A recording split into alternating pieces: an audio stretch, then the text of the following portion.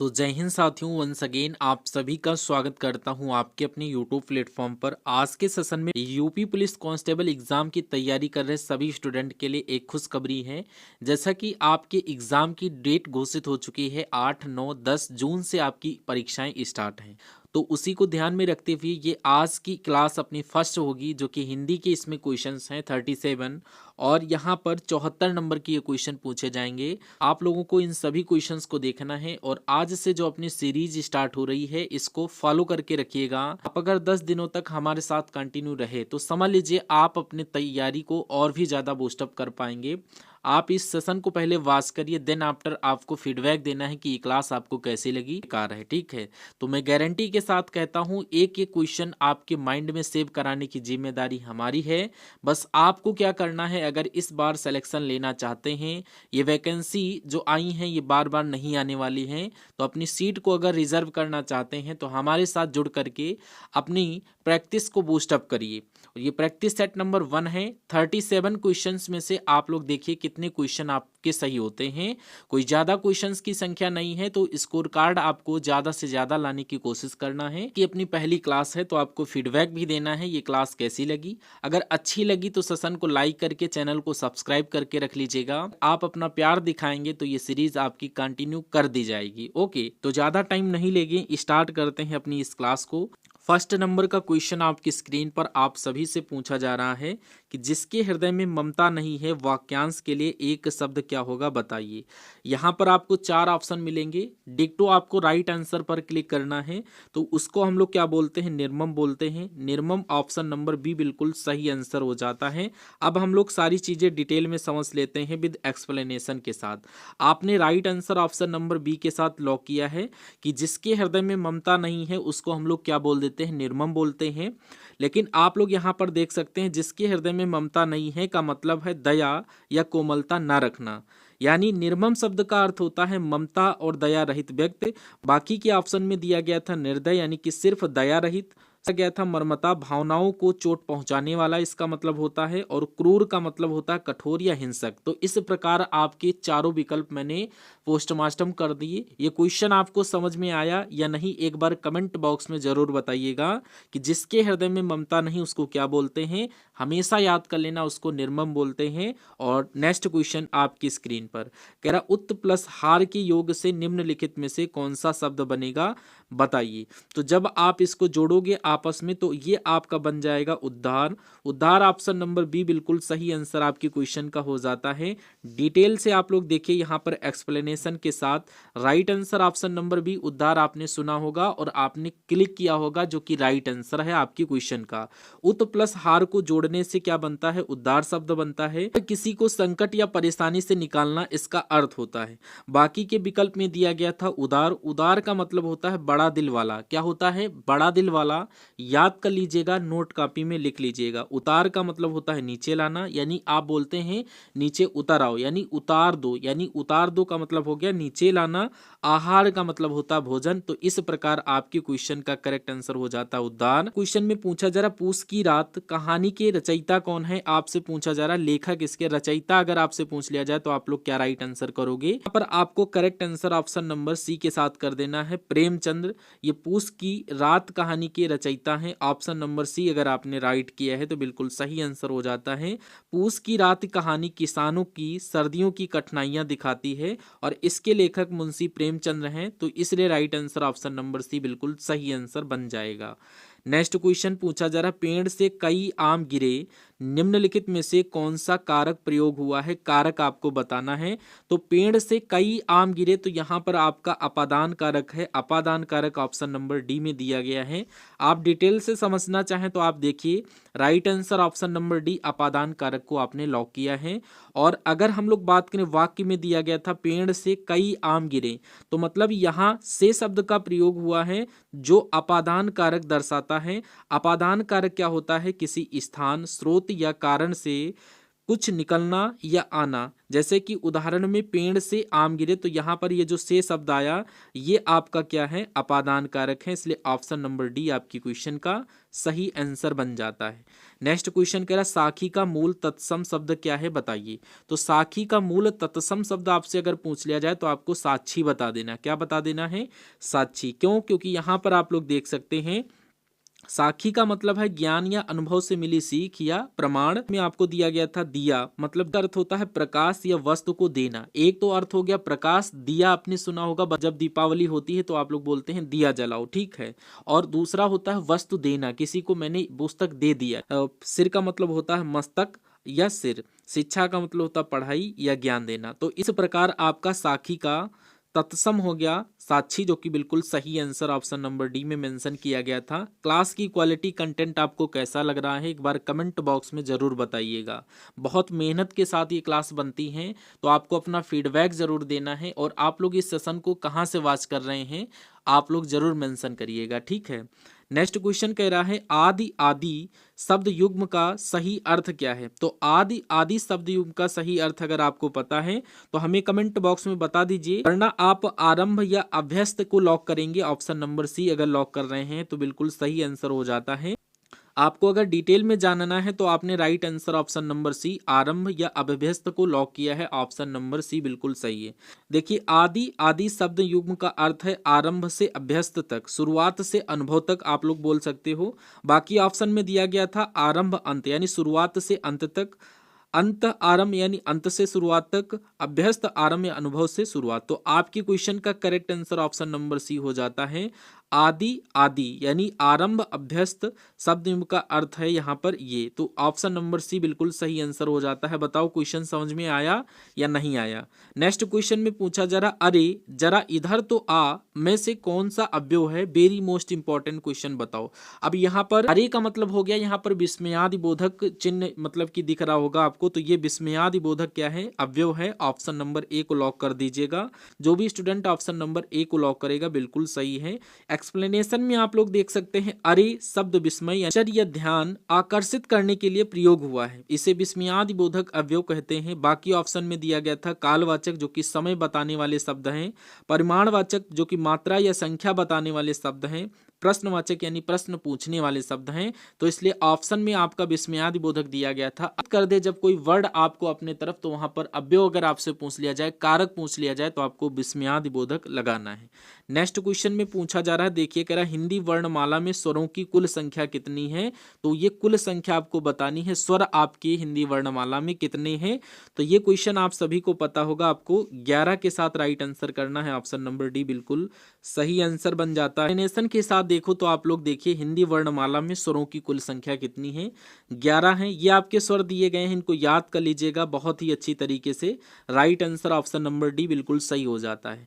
Next question में कह रहा है जिसमें कोई पद प्रधान नहीं होता तथा अन्य अर्थ प्रधान होता है वहां क्या होता है, समास पूछा जा रहा है। तो आपको बता देना वहां पर बहुब्रीहि समास होता है। ऑप्शन नंबर बी बिल्कुल सही आंसर हो जाता है। घबराने की बात नहीं है, बस एक एक सेशन जो भी आपको करवाया जाए उनको देखते हुए चलना, सारे के सारे एग्जाम आपके क्लियर हो जाएंगे। और यहाँ पर देखिए राइट आंसर आपने ऑप्शन नंबर बी के साथ किया है तो बिल्कुल सही हो जाता है। बहुब्रीहि समास वह समास है जिसमें कोई पद प्रधान नहीं होता बल्कि पूरा समास किसी तीसरे वस्तु या व्यक्ति के लिए विशेषण का काम करता है। जैसे कि यहाँ पर अदर ऑप्शंस में दिया गया था तत्पुरुष समास, यानी एक पद प्रधान और दूसरा उपवर्ग बताने वाला, जो कि गलत था। कर्मधारय समास यानी संख्या और विशेषण का संयोजन। अव्ययी भाव समास यानी कि अव्यय पद प्रधान होने वाला समास आप लोग बोल सकते हो। तो आपकी क्वेश्चन का करेक्ट आंसर ओनली और ओनली बहुब्रीहि समास हो जाता है। जब भी पूछा जाए जिसमें कोई पद प्रधान नहीं होता तथा अन्य पद प्रधान हो जाए, तो वहां पर आपको आंखें बंद करके क्या कर देना है, बहुब्रीहि को टिक करते हुए नेक्स्ट क्वेश्चन की तरफ बढ़ जाना। और नेक्स्ट क्वेश्चन में पूछा जा रहा है प्रत्यक्ष के द्वारा अप्रत्यक्ष का चमत्कार पूर्ण वर्णन किस अलंकार का लक्षण है, उस अलंकार का आपको यहाँ पर लक्षण बताना है। तो लक्षण की अगर बात करें तो ऐसा केवल और केवल अनुमान में हो सकता है? अनुमान ऑप्शन नंबर सी में दिया गया है, जो कि बिल्कुल सही आंसर हो जाएगा। कैसे होगा आप यहाँ पर देख सकते हैं कि अनुमान अलंकार में किसी वस्तु या घटना का प्रत्यक्ष न होकर अप्रत्यक्ष रूप से चमत्कारपूर्ण वर्णन किया जाता है, उसको हम लोग बोलते हैं अनुमान, यानी आइडिया आप लोग बोल सकते हो। बाकी अगर बात करें परिकर, यानी ये होता है सजावट या श्रृंगार अलंकार, और कारणमाला ये कारण बताने वाला अलंकार होता है। एकावली एक ही पद या शब्द दोहराने वाला अलंकार होता है। तो अनुमान आपकी क्वेश्चन का बिल्कुल सही आंसर हो जाएगा। ये प्रत्यक्ष के द्वारा अप्रत्यक्ष चमत्कारपूर्ण वर्णन अलंकार करता है, इसलिए ऑप्शन नंबर सी बिल्कुल सही आंसर बन जाता है। क्लास कैसी लग रही है बार बार मैं आपसे पूछ रहा हूँ, कमेंट बॉक्स में जरूर बताइएगा। और आपसे एक रिक्वेस्ट है, चैनल को सब्सक्राइब कर दीजिएगा और इस वीडियो को आप अपने फ्रेंड सर्किल में शेयर करके रखिएगा। चैनल सब्सक्राइब करते हुए आपको बेल आइकन को ऑन कर देना, यानी जब भी मैं आपको वीडियोस प्रोवाइड करूं उसकी नोटिफिकेशन आप तक पहुंचे और आप इन सारे सेशन को वॉच कर सकें। तो अगर इस क्वेश्चन की बात करूं तो आपसे पूछा जा रहा है निम्नलिखित में से वाक्य के शुद्ध रूप का चयन करिए, यानी कि कोई वाक्य यहाँ पर आपका अनबन तरीके से है, यानी कि मिसिंग है, उसको सही रूप में लिखना है, उसका चयन करना है कि कौन सा वाक्य यहाँ पर शुद्ध है। तो पूछा जा रहा है फर्स्ट नंबर क्वेश्चन में कि बच्चे को फल काट कर खिलाओ। सेकंड में कह रहा है काट कर फल बच्चे को खिलाओ, ये तो भाई सही नहीं लग रहा है। फल बच्चे को काट कर खिलाओ, ये भी सही नहीं लग रहा है। बच्चे को काट कर फल खिलाओ, ये भी नहीं सही लग रहा है। तो केवल और केवल ऑप्शन नंबर ए में सही हमें दिखा कि बच्चे को फल काट कर खिलाओ, जो कि बिल्कुल सही आंसर बन जाता है। अगर आप लोग ऐसे ही राइट आंसर करेंगे तो बिल्कुल आपका सही आंसर बनता है। स्कोर कार्ड पर ध्यान देते हुए चलिएगा। अगर मैं बात करूं वाक्य में कर्म की, तो कर्म वाक्य में दिया गया है फल, और क्रिया की बात करूं तो क्रिया आपका है काट कर खिलाना का क्रम सही है। इसका मतलब पहले फल काटो फिर बच्चे को दो, इस क्रम में अगर बिठाओगे तो आपका बिल्कुल सही हो जाएगा।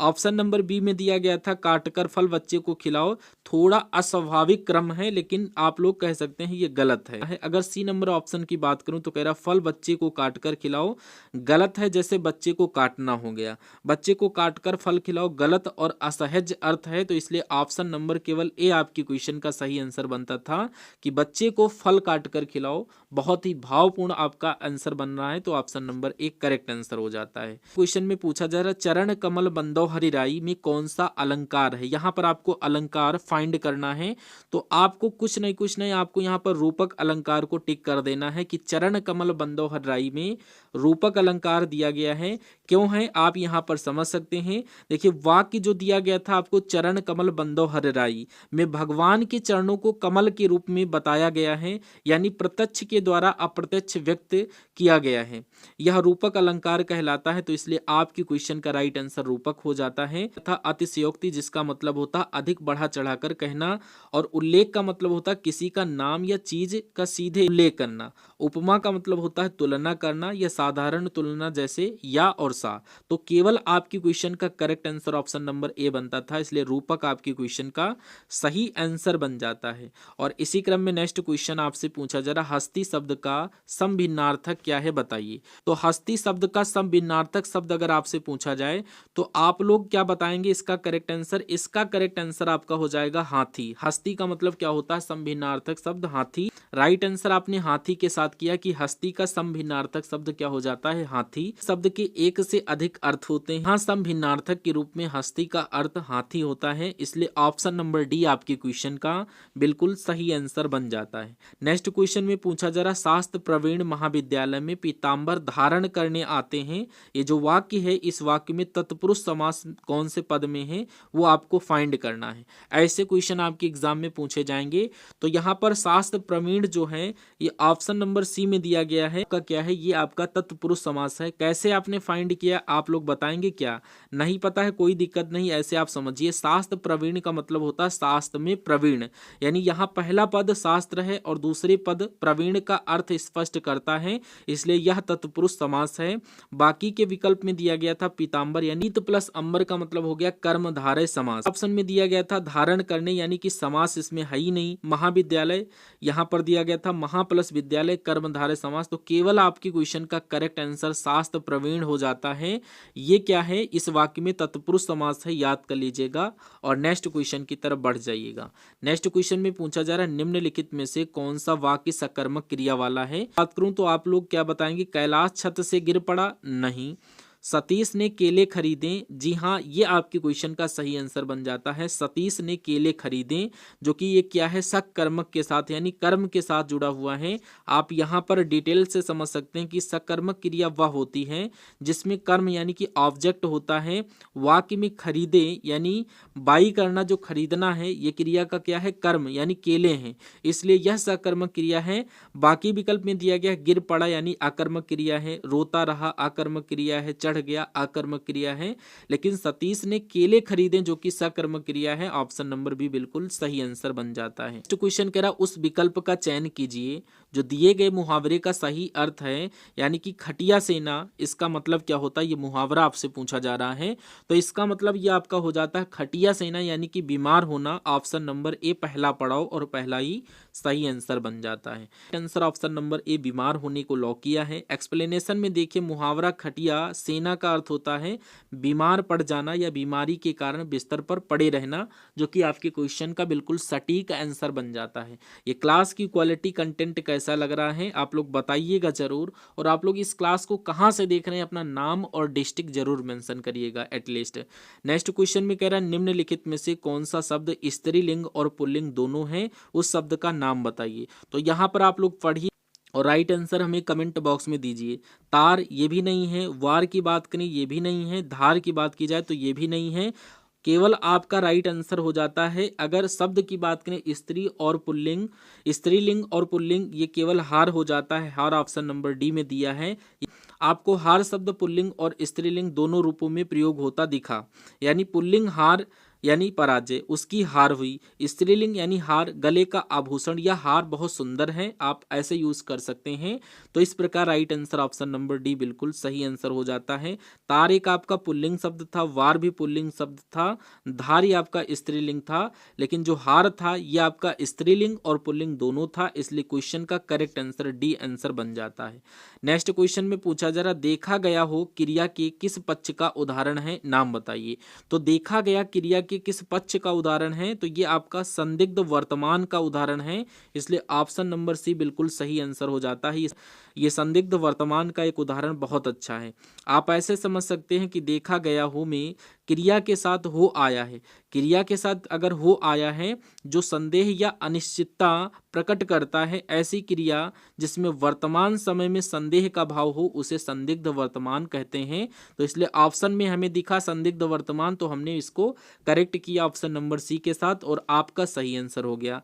और अदर ऑप्शंस में दिया गया था संदिग्ध भूत, जो कि भूतकाल में संदेह हो तब हम लोग लिखते हैं। निश्चित काल यानी आने वाले समय की क्रिया को बोलते हैं। संभाव्य भूत यानी भूतकाल की संभावना अगर लगती है तब हम लोग इसको यूज करते हैं, लेकिन आपके फैक्टर में संदिग्ध वर्तमान था, जो कि बिल्कुल सही आंसर बन जाता है। नेक्स्ट क्वेश्चन में पूछा जा रहा अग शब्द का संभिन्नार्थक शब्द क्या है बताइए। तो यहाँ पर अग का मतलब होता पाप, पाप ऑप्शन नंबर सी में दिया है, आपको राइट करते हुए डिटेल से समझ लेना है।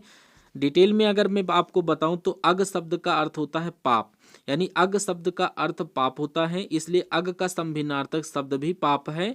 तो अगर समाप्त की बात की जाए तो ये अंत होना होता है, इसका मतलब व्याकुल मतलब परेशान, और मूर्ख मतलब अज्ञानी। तो आपके क्वेश्चन का राइट आंसर केवल और केवल ऑप्शन नंबर सी पाप बनता था, जो कि अग शब्द का क्या है, संभिन्नार्थक शब्द है। तो क्वेश्चन पूछा जा रहा साहित्य अकादमी पुरस्कार प्राप्त निराला की साहित्य साधना किसकी करते हैं, ये आपको बताना है नाम। तो ये आपको सीधे और सीधे रामविलास शर्मा को लॉक कर देना है। रामविलास शर्मा बिल्कुल सही आंसर हो जाता है। आप यहाँ पर समझ सकते हैं कि निराला की साहित्य साधना प्रसिद्ध साहित्यालोचन रामविलास शर्मा की क्या है, कृत्य है। इस कृत्य के लिए उन्हें साहित्य अकादमी पुरस्कार मिला था। अदर ऑप्शन में दिया गया था नामवर सिंह यानी कि प्रसिद्ध आलोचक, पर यह कृत्य उनकी नहीं है। भवानी प्रसाद मिश्र ये कवि हैं। हजारी प्रसाद द्विवेदी निबंधकार व आलोचक, पर यह कृत्य नहीं है उनकी। तो इसलिए राइट आंसर केवल और केवल रामविलास शर्मा सही और सटीक आंसर बन जाता है। नेक्स्ट क्वेश्चन में पूछा जरा ऊंट के मुंह में जीरा मुहावरे का अर्थ लिखिए। ये क्वेश्चन मैं आपको होमवर्क के लिए दूंगा, देखते हैं कितने स्टूडेंट इसका राइट आंसर कमेंट बॉक्स में देते हैं। देना जरूर है, आपको आए भले या ना आए मैं आपको बताने की कोशिश करूंगा। साफ साफ आंसर आपको दिख रहा होगा कि ऊंट के मुंह में जीरे का अर्थ होता है बहुत अधिक खाने वाले को बहुत कम देना, जो कि ऑप्शन नंबर सी बिल्कुल सही आंसर हो जाता है। अगर मैं आपको डिटेल से समझाऊं तो समझ सकते हैं मुहावरा ऊंट के मुंह में जीरे का अर्थ होता है जरूरत या क्षमता के मुकाबले बहुत ही कम मात्रा मिलना जो ना काफी हो।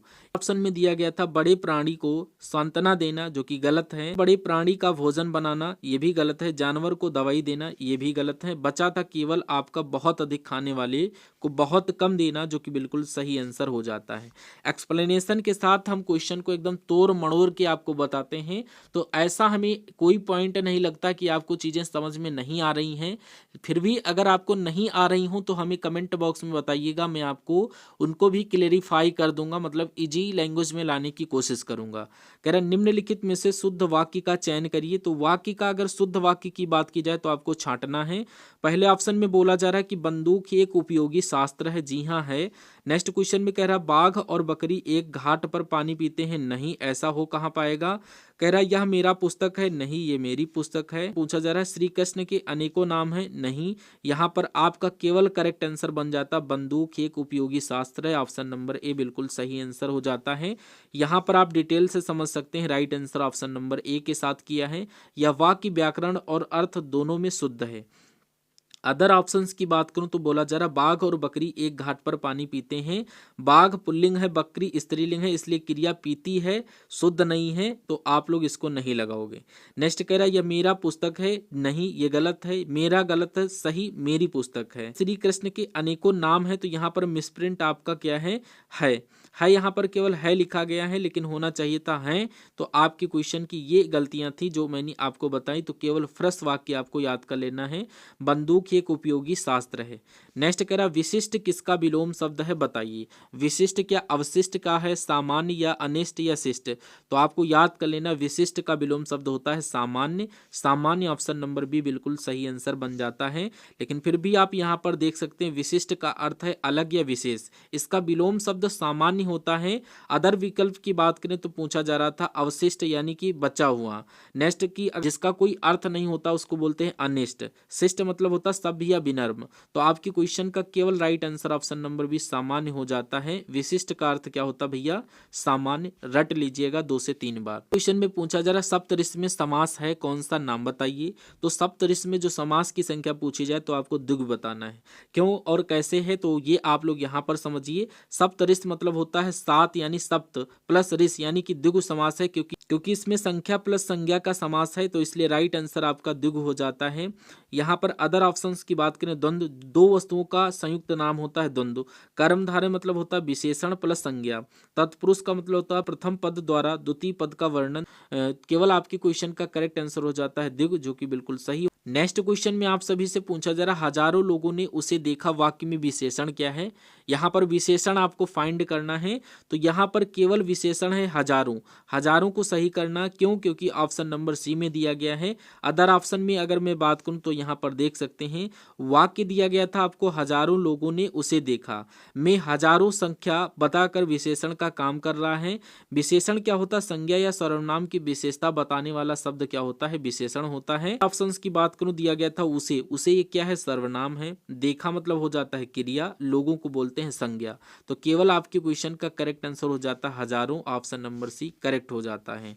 नेक्स्ट क्वेश्चन कह रहा है सर्प मेघ हिरण किस शब्द के अनेकार्थी हैं, नाम बताइए। पर आपको सारंग को याद कर लेना, ऑप्शन नंबर सी बिल्कुल सही आंसर हो जाता है। बोर किसी स्टूडेंट को नहीं होना है, क्योंकि ये क्लासेस आपके लिए रामबाण साबित होंगी। ये वैकेंसी बार बार आपको मिलने वाली नहीं है। तो इस समय जितना आप लोग अपनी मेहनत को अंजाम दे दे उतना ही कम है। ज़्यादा से ज़्यादा आपको क्लासेस देखनी है और हमारे साथ इन क्लासेस को जरूर कंटिन्यू रखिएगा। ऑप्शन नंबर सी सारंग अगर लॉक किया तो बिल्कुल सही हो जाता है। शब्द सारंग के कई अर्थ हैं, जिनमें सर्प मेघ हिरण शामिल हैं। ऐसे शब्द जिन्हें अनेक अर्थों में प्रयोग किया जा सकता है उन्हें अनेकार्थी शब्द कहते हैं। इसलिए ऑप्शन नंबर सी सारंग आपकी क्वेश्चन का सही आंसर हो जाता है। मीन का पर्यायवाची शब्द बताइए। मीन का मतलब क्या होता है, पर्यायवाची। तो मीन मतलब होता है मत्स्य। मत्स्य आप लोग समझ गए होंगे मछली, यानी यहाँ पर अगर डिटेल से और समझाऊं तो आप ऐसे समझ सकते हैं मीन का अर्थ है मछली और इसका पर्यायवाची शब्द है मत्स्य, इसलिए ऑप्शन नंबर ए बिल्कुल सही हो जाता है। कई बार आपने तालाबों के पास देखा होगा कि मत्स्य पालन लिखा होता है, तो उसको हम लोग मत्स्य को बोलते हैं मछली पालन, ठीक है। नेक्स्ट क्वेश्चन कह रहा है संस्कृत के ऐसे शब्द जिन्हें हम ज्यों का त्यों प्रयोग में लाते हैं वे क्या कहलाते हैं, बताइए। तो जिन्हें हम ज्यों का त्यों प्रयोग में लाते हैं उनको बोलते हैं तत्सम। क्या बोलते हैं, तत्सम। तत्सम ऑप्शन नंबर सी में दिया गया बिल्कुल सही हो जाता है। अब ये कैसे आते हैं, कैसे हम लोग यूज करते हैं, आप यहाँ पर देखिए। तत्सम शब्द मतलब होता है संस्कृत के ऐसे शब्द जिन्हें ज्यों का त्यों हिंदी में प्रयोग किया जाता है। उदाहरण के लिए जैसे हो गया सत्य, धर्म, विद्या, इनको हम लोग ज्यों का त्यों यूज कर सकते हैं, तो ये आपके तत्सम हो गए। देशज की बात करें यानी कि देश में उत्पन्न शब्द को क्या बोलते हैं, देशज। विदेशज की बात करें, विदेश से आए शब्द को बोलते हैं विदेशज। तद्भव यानी कि संस्कृत से उत्पन्न लेकिन रूप बदला हुआ शब्द, उसको बोलते हैं यहाँ पर तद्भव। तो ऑप्शन नंबर सी बिल्कुल सही आंसर आपके क्वेश्चन का हो जाता है। तत्सम शब्द का मतलब होता है ऐसे शब्द जिन्हें ज्यों का त्यों हिंदी में यूज कर लें, हम लोग प्रयोग कर लें। नेक्स्ट क्वेश्चन कह रहे हैं निम्नलिखित में से नाग का अनिकार्थी शब्द कौन सा है, बताइए। तो नाग का अनिकार्थी शब्द हम लोग हाथी को बोल देते हैं नाग। नाग ऑप्शन नंबर ए बिल्कुल सही आंसर हो जाता है। ये कैसे है आप यहाँ पर देखिए।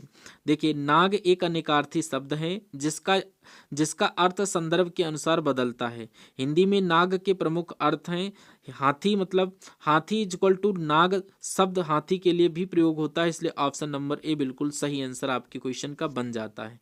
नेक्स्ट क्वेश्चन कह रहा गुरु ने प्रसन्न होकर मुझे एक शब्द का वचन बदलिए मंत्र दिया, कोष्टक में दिए गए हैं। तो यहाँ पर देखिए तो वो कौन सा है, आपको करना जरूर है। तो यहाँ पर गुरु ने प्रसन्न होकर मुझे एक शब्द का वचन बदलिए मंत्र दिया, तो यहाँ पर आपका करेक्ट आंसर हो जाता है गुरुजन। ऑप्शन नंबर डी को याद कर लीजिएगा। बट आपको समझ में नहीं आया होगा कि ये कैसे है, तो आप ऐसे समझ सकते हैं कि मैं गुरु का बहुवचन रूप बनाना है, तो हिंदी व्याकरण के अनुसार गुरु का बहुवचन गुरुजन। यह रूप सम्मान या समूह के प्रयोग किया जाता है। अगर मैं अदर विकल्प की बात करूं तो पूछा जा रहा गुरु, जो कि एक वचन है, गलत है। गुरु जी सम्मान सूचक पर वचन नहीं है, व्याकरणिक रूप से आदर्श नहीं है, तो ऑप्शन नंबर डी आपकी क्वेश्चन का बिल्कुल सही आंसर हो जाता है गुरुजन। ये आपके क्वेश्चन का राइट आंसर है। नेक्स्ट क्वेश्चन में पूछा जा रहा मुक्ति बोध के लिए जैनेन्द्र कुमार को किस पुस्तक से सम्मानित किया गया था, नाम बताइए। तो मुक्ति बोध के लिए भैया जैनेन्द्र कुमार को किस पुस्तक के लिए पुरस्कारित किया गया था, तो साहित्य अकादमी पुरस्कार आप लोग याद कर लीजिएगा। ऑप्शन नंबर सी बिल्कुल सही आंसर बन जाता है। आप लोग डिटेल से देख सकते हैं कि जैनेन्द्र कुमार को उनकी कहानी मुक्ति बोध के लिए साहित्य अकादमी पुरस्कार से सम्मानित किया गया। यह पुरस्कार हिंदी साहित्य में उत्कृष्ट रचनाओं के लिए दिया जाता है। अदर ऑप्शन में दिया गया था मंगल प्रसाद पारितोषिक। की अगर बात करूं तो पूछा जा रहा था कि मंगला प्रसाद पारितोषिक अलग पुरस्कार है, आप लोग याद कर लीजिएगा। ज्ञानपीठ पुरस्कार जीवन पर्यंत योगदान के लिए है। सरस्वती पुरस्कार साहित्य योगदान के लिए, पर मुक्तिबोध के लिए नहीं है। तो ऑप्शन नंबर सी साहित्य अकादमी पुरस्कार आपकी क्वेश्चन का बिल्कुल सही आंसर बन जाता है। क्वेश्चन में पूछा जा रहा है कि इस गद्यांश का सार्थक शीर्षक हो सकता है क्या, बताइए। भूषण की कला, या भूषण विवेक, या भूषण का काव्य, या भूषण का काव्य नायक चयन, या भूषण की बुद्धिमत्ता। तो यहाँ पर केवल और केवल याद कर लेना भूषण की बुद्धिमत्ता इस गद्यांश का सार्थक शीर्षक हो सकता है। ऑप्शन नंबर डी याद कर लेना। यहाँ पर फिर भी नहीं समझ में आया तो यहाँ पर देखिए में भूषण की समझदारी और बुद्धिमत्ता पर मुख्य जोर है, इसलिए भूषण की बुद्धिमत्ता सार्थक शीर्षक है। ऑप्शन नंबर डी बिल्कुल सही आंसर बन जाता है। छत्रपति शिवाजी की प्रशस्ति में लिखे गए 2 काव्य ग्रंथों के नाम बताइए। तो इनके नाम क्या हैं, अगर आप जानते हैं तो बहुत अच्छी बात है, नहीं जानते हैं तो आज जान लीजिएगा और रफ कॉपी में लिख लीजिएगा। शिवा भवानी शिवराज भूषण आपकी क्वेश्चन का करेक्ट आंसर हो जाता है। छत्रपति शिवाजी की प्रशस्ति में लिखे गए 2 काव्य ग्रंथों के नाम हैं। यहाँ पर आपको मैंने बता भी दिया है, ये छत्रपति शिवाजी की प्रसिद्धि में 2 प्रमुख काव्य ग्रंथ शिवा भवानी और शिवराज भूषण हैं। नेक्स्ट क्वेश्चन की अगर मैं बात करूं तो कह रहा है महाकवि भूषण दरबारी कवि थे, उनके आश्रयदाता राजा का नाम था क्या, वो बताइए। क्या औरंगजेब। यहाँ पर इस क्वेश्चन का राइट आंसर आपको कमेंट बॉक्स में देना है। देखते हैं कितने स्टूडेंट इस क्वेश्चन का राइट आंसर कर पाते हैं या नहीं। अगर आपको ये क्लास अच्छी लग रही है तो अच्छा फीडबैक देना है। अगर कुछ आपको यहाँ पर प्रॉब्लम लग रही तो फीडबैक के माध्यम से वहाँ पर कमेंट बॉक्स में अपनी प्रॉब्लम दीजिएगा, और क्लास में कोई प्रॉब्लम लग रही तो उसको भी दीजिएगा। और जो क्वेश्चन मैंने स्किप किया है उसको छोड़ना नहीं है, उसका राइट आंसर आपको कमेंट बॉक्स में देना है। देखते हैं आप लोग करेक्ट आंसर करते हैं या नहीं। अगर नहीं कर पाएंगे तब मैसेज करिएगा, मैं आपको आंसर बताऊंगा। कह रहा भूषण का प्रिय काव्य रस था क्या, बताइए। तो भूषण का प्रिय काव्य रस था वीर। ये वीर रस से परिपक्व थे, इसलिए ऑप्शन नंबर ए वीर आपकी क्वेश्चन का सही आंसर हो जाता है। भूषण का प्रिय काव्य रस वीर रस था। उनके अधिकांश काव्य शौर्य, वीरता और युद्ध कौशल को दर्शाते हैं। अगर श्रृंगार की बात करें तो यहाँ पर प्रेम और स्नेह का रस है, करुण, दया और पीड़ा का रस है, शांत यानी शांति और मोक्ष का रस है। इसलिए ऑप्शन नंबर ए वीर आपकी क्वेश्चन का करेक्ट आंसर बन जाता है। नेक्स्ट क्वेश्चन, आज के सेशन का अंतिम क्वेश्चन आपकी स्क्रीन पर देखिए और राइट आंसर आपको कमेंट बॉक्स में इसका भी देना है। प्रैक्टिस सेट का, क्योंकि ये आज के प्रैक्टिस सेट का लास्ट क्वेश्चन आपकी स्क्रीन पर है, इसको पढ़ लीजिए और राइट आंसर फटाफट कमेंट बॉक्स में दीजिएगा। तो आज के सेशन के ये थे टॉप 37 क्वेश्चन जो कि 74 मार्क्स के आपसे पूछे जाएंगे। टोटल जो आपका पेपर होगा वो 150 नंबर का होगा। 150 नंबर में से आपके सभी सब्जेक्ट बटे हुए होंगे। तो आपको ये क्लास देख करके इस प्रैक्टिस सेट की क्वालिटी, कंटेंट बताना कैसा लगा, और हम सभी लोग मिलते हैं आने वाले सेशन में। तब तक के लिए जय Hind. Thank you for watching this session.